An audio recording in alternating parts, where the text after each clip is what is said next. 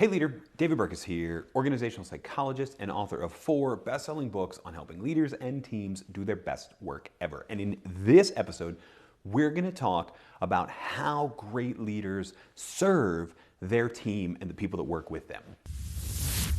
The best leaders are those who truly learn to serve others. They learn how to put employees first. They learn how to flip the hierarchy. And even though the reporting relationships flow from the many up to the few, they know that their job is actually the inverse, to help the many figure out how to do their best work. There's been decades of research on servant leadership and transformational leadership and all sorts of models and theories on why this is the case, why leaders are the ones that are in the pack or even leading from behind the pack, as opposed to the sort of dictatorial authoritarians that we sometimes still think of as kind of a media trope about that heartless boss in the corner office or what have you. We know that if you put people first and that if you adopt that mentality of a servant, that you will inevitably be a better leader. But I feel like there's still a huge gap between knowing that cognitively and then the day-to-day actions that help people understand that your heart is truly to serve, that your desire is truly to be a servant leader for that team. So in this episode, we're going to outline 5 different ways that great leaders serve their team. 5 practical day-to-day actions, or maybe week-to-week actions. It might get a little too repetitive if you do it day-to-day. 5 ways that you can help demonstrate to your team that you are serving them by actually serving them. Let's get started. So the first way that great leaders serve their team is to remove what's blocking their progress. You know, there's a whole wealth of management thought that backs up the role of a team leader or team manager to be one of documentation and reporting, monitoring performance, making sure objectives get met, allocating resources, etc. But the truth is, in our modern economy and when we're dealing with teams who most of the work that they have to do is more problem solving and collaboration oriented, those models just don't hold up anymore. I mean, they were built in an age where your average manager was managing a team of people on a factory floor, not a team of people in a conference room trying to figure out how to make next quarter's numbers or what have you, how to solve big problems, how to engage in a crisis. When that happens, the role of a leader changes. And in the economy that most leaders are being asked to work in the world in which we work today, and certainly the future of work, the primary function of a team leader is to figure out what's blocking the progress of their people, of their team, and find the ways they can support that. Now, how do we do that? I mean, the biggest way that we do that is we teach the team to kind of work out loud. We teach the team to be constantly broadcasting, not only what are they working on, what are they focused on, what do they just complete, but we teach the team how to ask for help, or at least how to say what's blocking my progress. It actually amazes me that this isn't a part of the regular check-in conversations more often. Sure, we talk about how you did in previous objectives, we give you feedback maybe on how to improve your performance, but very rarely do we have a one-on-one conversation or a team-wide conversation about what are the external factors, what are the systems in place in the organization, or what are the constraints that are helping to block the performance of our people. Great leaders have that conversation often, and they see their job primarily as one of fighting with those obstacles and helping people remove those obstacles so that they can enhance their performance. The second way that great leaders serve their team is that they invest in growth and development beyond just whatever training and development opportunities are available inside your organization. We know this from research, let's say in the transformational leadership model, which shows that intellectual stimulation is one of the elements of transformational leadership. In other words, the idea that we're constantly pushing the team to grow, to develop, to learn new skills, or at least to learn about new fields. You know, this can be done in a couple of ways. I'm sure you probably worked on a team that maybe had a regular book club or a set of discussion going. Maybe it was a team that had kind of a regular reading list going, or maybe it was just a boss that encouraged people to share what they were learning outside of just the regular work environment. Certainly, if you want to be this, then you need to be the leader that is fighting for the budget inside the company to grow and develop your people, to send them off to trainings, conferences, to make sure that they get put on the list they need to get put on to get the internal trainings, etc. But it goes much bigger than that. It goes into a constant conversation about what are their goals, what are the skills they need to develop, the knowledge they need to learn to attain those goals. And then you, whether the goals, to be honest with you, are job relevant or not, because who knows, they may become job relevant,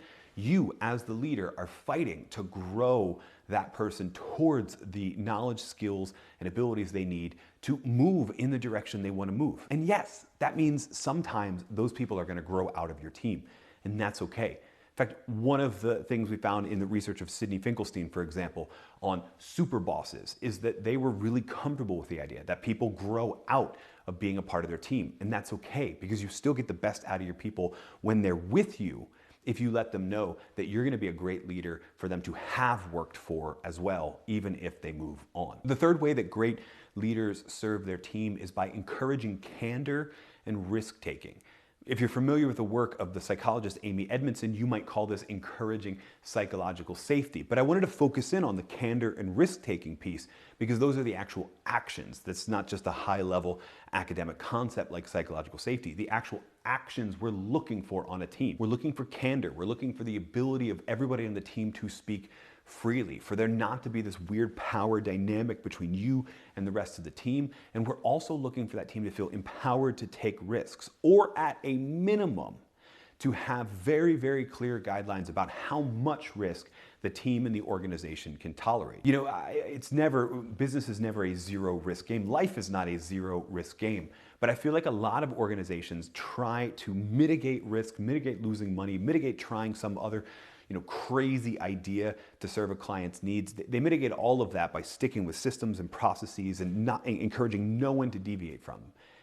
And that's just not the case. That's not how we learn new ways to do things. That's not how we improve. You may not have the budget to encourage people to take all sorts of crazy risks and lose hundreds of thousands of dollars, but you could tell them what they could afford to waste in the service of new ideas, new risks. Maybe it's time, right?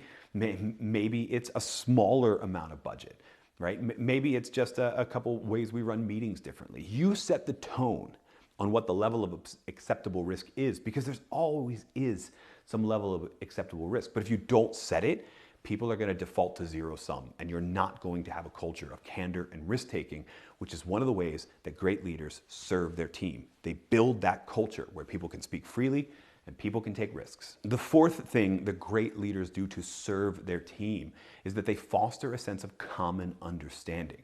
And this has a little bit to do with the first one around figuring out what's blocking their progress, because if your team doesn't have a sense of common understanding, then they don't know what's blocking each other's progress. Common understanding is the extent to which the members of a team know each other's knowledge, skills, abilities, know their roles and responsibilities, have clear expectations, what's expected from them, but also have clear expectations about everybody else on the team. They know who's working on what and when it's approximately going to be delivered by. But common understanding goes way more than just those details.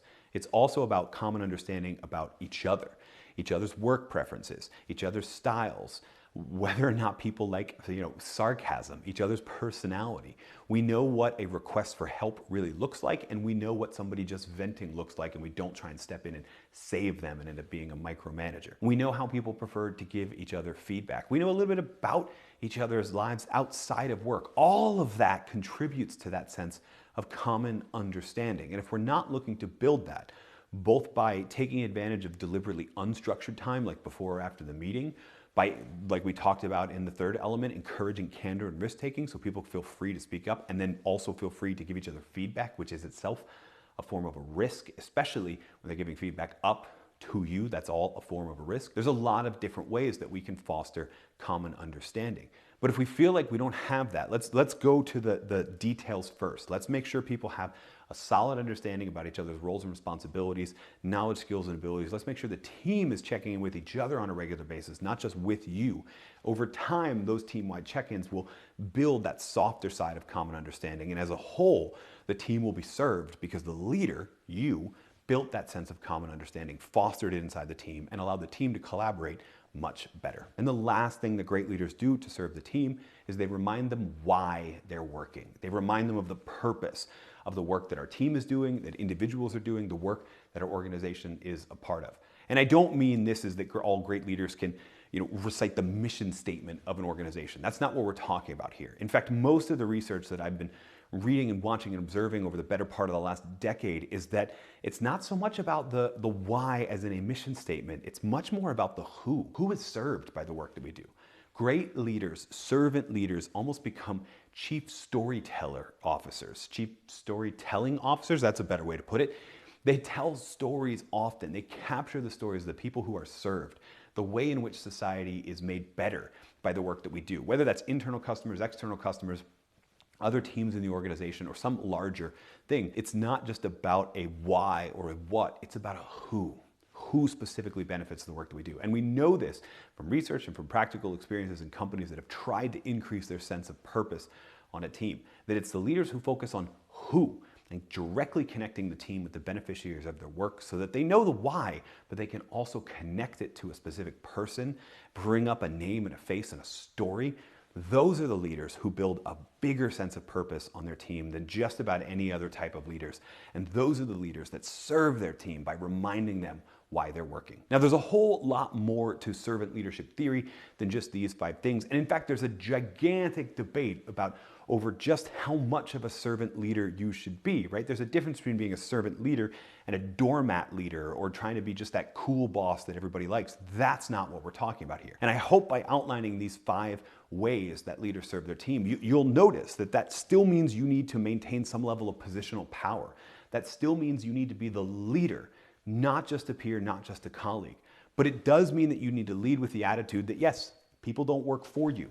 People work with you, and your job is to help them. That doesn't mean you are them entirely, but it does mean you serve them through the power that they have helped you get, the power that they've given to you as the team leader, the power that the organization has given to you. And I hope that these 5 ways have been incredibly beneficial in letting you think about the ways in which you can serve the team to help you become more of a servant leader and to help them do their best work ever.